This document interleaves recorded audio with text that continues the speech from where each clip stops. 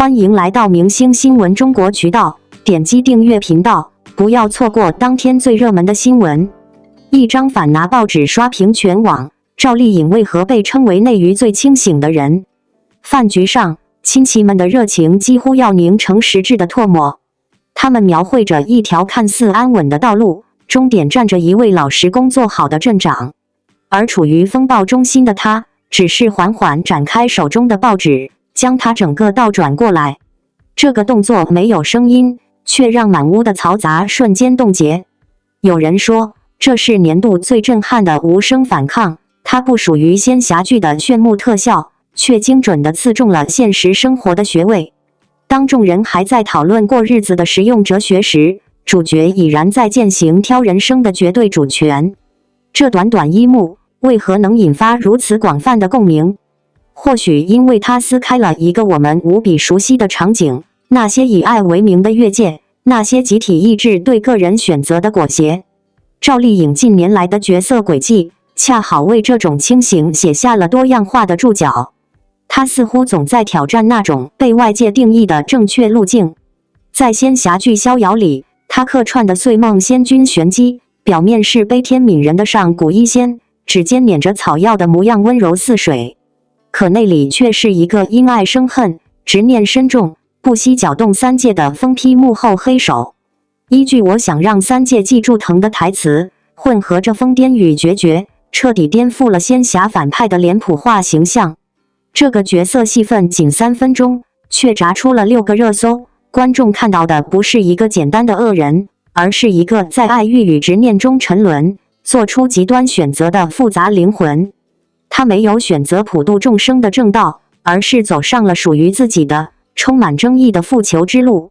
这种对角色复杂性的深度挖掘，正是演员主动选择的结果。他甚至自降片酬，以监制身份重塑了这个人物。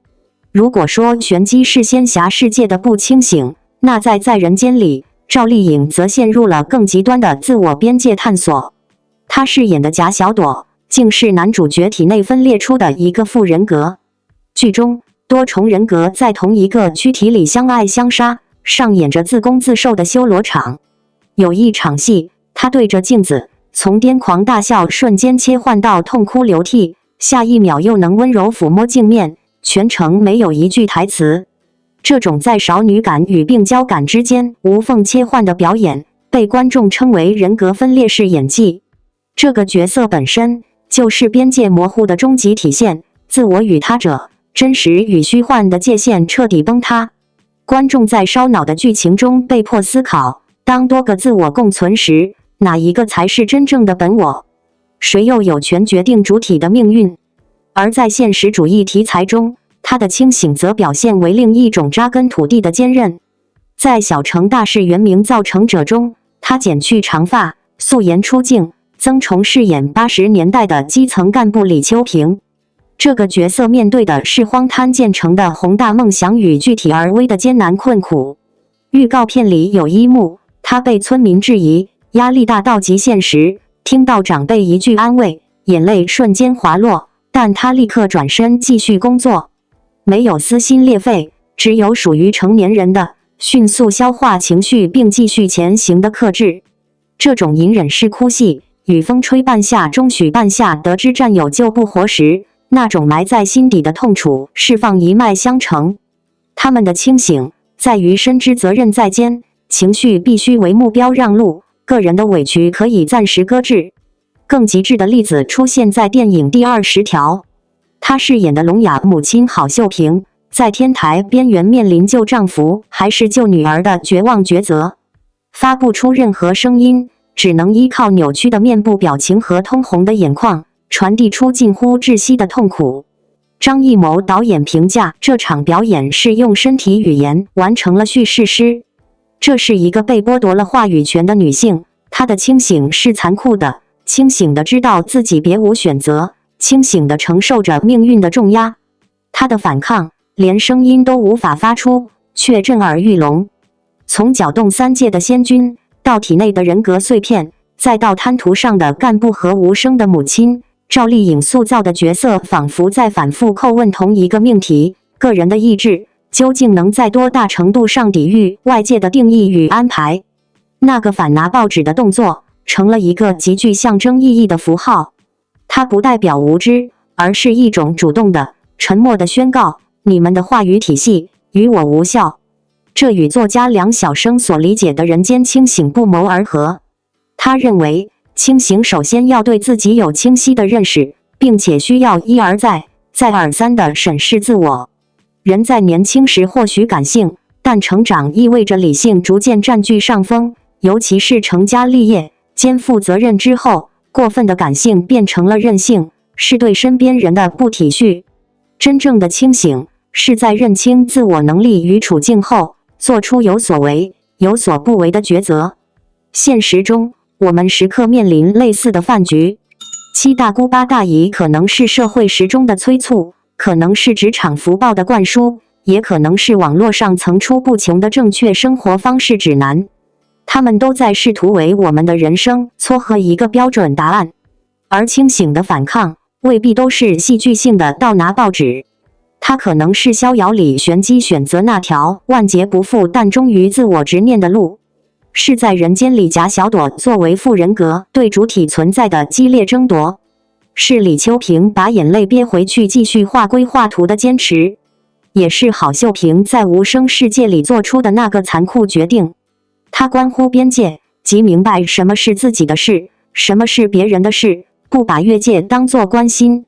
它也关乎选择，即清晰自己的定位，不把逞强当能力，在理性评估后为自己的人生负责。有观众调侃，现在听到塑料袋的响声就哆嗦，因为赵丽颖在戏里撕药包装的声音太具穿透力。这种生理性的条件反射，恰恰证明表演已让观众产生了深度代入。当我们在为玄机的疯批着迷，为贾小朵的人格切换揪心，为李秋平的隐忍落泪时，我们也在审视自身所处的饭局。我们是否也曾被唾沫星子溅到脸上？我们手中是否也有那张可以倒拿的报纸？这场由一个戏剧片段引发的讨论，早已超越了演技范畴，变成了关于个体自由、边界意识与生命自主权的公共思考。在众生喧哗中，保持那份眼皮都不抬的定力，守护自己挑人生的权利，或许才是纷繁世界里最难能可贵的清醒。当那张反拿报纸的照片在网络上被反复转发、放大、解读时，很多人一开始并没有意识到它为什么会引发如此巨大的讨论。表面看，只是一个很小的动作，没有正面展示标题，没有配合镜头完成信息传递，甚至看起来有些不按套路出牌。但正是这个看似随意的细节，让赵丽颖再次被推到舆论中心，也让边界清醒选择这些词被重新摆上了台面。在高度娱乐化、信息过载的当下，明星的一举一动往往被赋予过多意义。有人习惯于配合规则，有人选择顺势而为，而赵丽颖这次的反拿，却像是一种温和却坚定的拒绝。她没有说教，没有表态，更没有情绪化的回应，只是用一个动作，画出了一条并不张扬却十分清晰的界限。有些信息，她不想被利用；有些表达，他不愿成为工具。这种克制在内娱其实并不常见。太多时候，曝光被视为资源，热度被当作筹码，任何能被放大的瞬间都会被迅速消费。于是，主动制造话题成了一种惯性，配合舆论也成了一种默认选择。而赵丽颖的不同之处在于，她并不急着证明自己还在场，也不需要通过迎合来换取存在感。他很清楚什么是角色的责任，什么是公众的期待，什么又是他个人不愿跨越的边界。为什么大家会说他清醒？并不是因为他做了多么激烈的反抗，而是因为他始终知道自己在什么位置。清醒从来不是高调宣言，而是一种长期稳定的自我认知。他明白，作为演员，作品才是最重要的表达。作为公众人物，它可以被讨论，但不意味着必须被解读到失去自我。作为一个普通女性，她有权选择沉默，有权选择不配合。更难得的是，这种清醒并不带攻击性，他没有否定行业规则，也没有站在道德高地审视他人，只是安静地做出自己的判断。正因如此，这个动作才显得格外有力量。它让人意识到，真正成熟的人并不需要通过对抗来证明态度，而是通过选择来维护尊严。回看赵丽颖这些年的轨迹，其实这种特质一以贯之。她很少卷入无意义的争执，也不热衷于为自己贴标签。无论是在角色选择上，还是在公众场合的表达中，她始终保持一种慢一步的节奏。正是这种慢，让她避开了很多消耗。也正是这种稳，让他在喧嚣中显得格外清晰。这次反拿报纸的全民讨论，本质上并不只是关于赵丽颖一个人，它更像是一面镜子，映照出大众对边界感的集体焦虑。我们是否已经习惯了被信息裹挟？是否默认了每个人都必须随时配合传播？是否在不自觉中把曝光当成了衡量价值的唯一标准？当赵丽颖用一个小动作打破这种惯性时，讨论自然会发生。而讨论本身并不是坏事，相反，它让更多人开始意识到，原来拒绝也可以如此体面，原来不配合并不等于不专业，原来保持沉默也是一种态度。他没有给出答案，却让问题浮现；他没有指引方向，却让人重新思考。最后，也想把这份讨论轻轻地递给每一位观众。在关注明星的同时，我们或许也可以把目光收回自身。在生活中，在工作里，在关系中，我们是否也能像赵丽颖这样，清楚自己的底线，尊重自己的感受，不被外界的节奏推着走？不需要每一次都解释清楚，也不必每一刻都被理解，只要你知道自己为什么这样选择，就已经足够坚定。真正的清醒，从来不是喊出来的，而是在关键时刻做出不违心的决定。或许，这正是赵丽颖这一张反拿报纸能引发如此多共鸣的原因。愿我们都能在喧哗世界里，守住属于自己的那一点清明与从容。官宣炸锅，飞科电器携手王一博，全球代言人解锁中国制造新高度。2026年1月28日，我国个人护理电器品牌飞科正式宣布青年演员、歌手王一博出任品牌全球代言人。王一博作为在影视、音乐等多领域积极进取的青年代表，其专注态度、持续探索与追求极致的职业精神与飞科科技只为精彩的品牌理念高度契合。双方将共同为全球消费者提供更优质、更智能的个人护理体验，并传递自信每一刻的生活主张。不止于品牌代言，王一博与飞科产品深度契合。飞科此次与王一博的合作，不仅是一次品牌代言，更是基于双方对科技美学与实用价值的共同追求。王一博在影视、舞台等多领域的不断突破与自我超越，体现着对专业的极致追求。飞科27年专注个护电器研发，每一款产品的打磨，都凝聚着对技术与品质的极致探索。这种共同的精神底色，使双方的合作超越商业层面，成为一场关于匠心与进取的价值对话。此次同步发布的飞科星环智能高速吹风机，正是品牌对极致用户体验追求的又一实践，并获得王一博在真实使用场景中的深度体验与认可。面对高强度工作与频繁造型需要，王一博始终重视发质健康与造型效率。飞科星环搭载的爱距离感应控温技术，可实现精准温控，有效避免高温损伤，与其注重细节、追求健康可持续的理念不谋而合。产品在快速干发、智能启停等方面的设计，亦呼应其高效、专注的职业态度。此外，星环融合超薄机身与简约美学的外观设计，体现了科技与美学的平衡，契合王一博对产品质感与视觉表达的严格要求，共同诠释内外兼修的品质追求。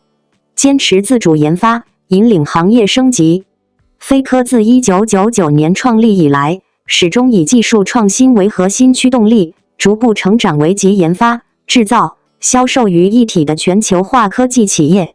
近年来陆续自主研发出颠覆性设计的太空小飞碟便携式剃须刀、智能感应剃须刀、高速弧面往复式剃须刀、超薄风筒高速电吹风等极具创新精神的匠心产品。飞科持续推动个护电器向智能化、时尚化发展。此次推出搭载爱感应控温和 Giro 姿态感应控温护发技术的新一代高速电吹风，再次体现了企业以用户需求为导向，以技术突破提升产品体验的发展理念。从中国制造到全球品牌，飞科助力美好生活。当前，飞科以自信每一刻为品牌主张，积极拓展全球市场，将中国制造的个护解决方案带给更多海外用户。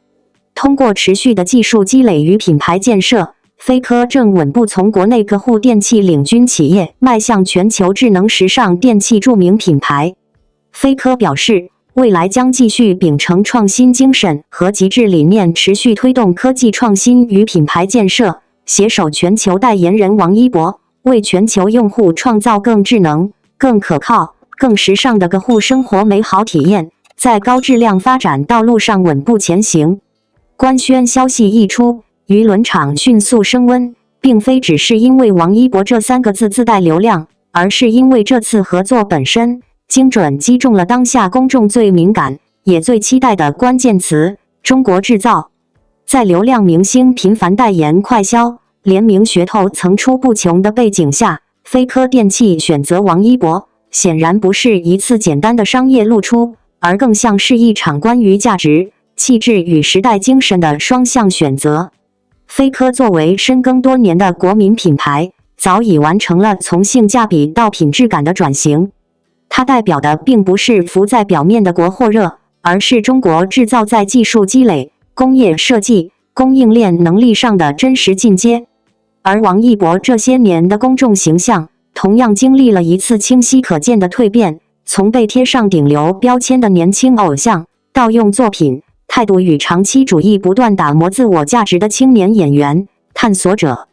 他身上那种少说多做不靠口号、靠行动的特质，与飞科近年来强调的硬实力真品质形成了高度共振。值得注意的是，这次合作强调的是全球代言人。这4个字意味着品牌野心，也意味着信任。中国品牌走向全球舞台，早已不再只是价格输出，而是对品质、标准和审美的全面输出。在这样的节点上，代言人所承载的不只是曝光度，更是一种被国际市场理解与接受的中国形象。王一博身上那种干净、克制、不喧哗却极具辨识度的气质，恰好避开了刻意外放的符号感，更接近当下世界对中国新一代的想象：专业、自律、沉稳、持续向前。从公众反馈来看，讨论的焦点也逐渐从代言本身转向了为什么是他，为什么是飞科。这恰恰说明，这次官宣并没有停留在情绪刺激层面，而是触发了更深一层的价值认同。人们在王一博身上看到了年轻人对自我要求的上限，在飞科身上看到了中国品牌对自身标准的坚持。